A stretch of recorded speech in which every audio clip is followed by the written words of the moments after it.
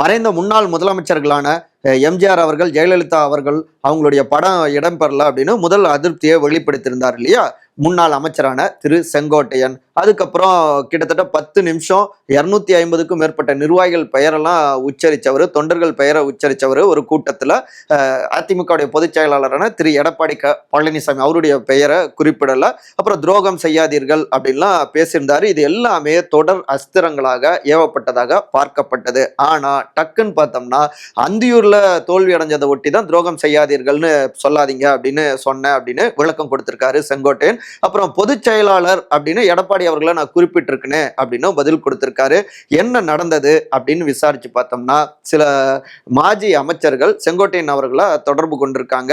என்ன பிரச்சனை அப்படின்னு கேட்டிருக்காங்க. அப்புறம் முக்கியமா ஈரோடு உள்ளிட்ட அவர் சார்ந்த பகுதிகளில் நிர்வாகிகள் நியமனத்துல எக்கச்சக்கமான அதிருப்தி செங்கோட்டையன் அவருக்கு ஏற்பட்டிருக்கு.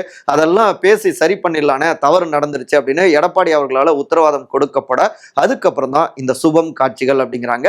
ரத்தத்தின் ரத்தங்கள்.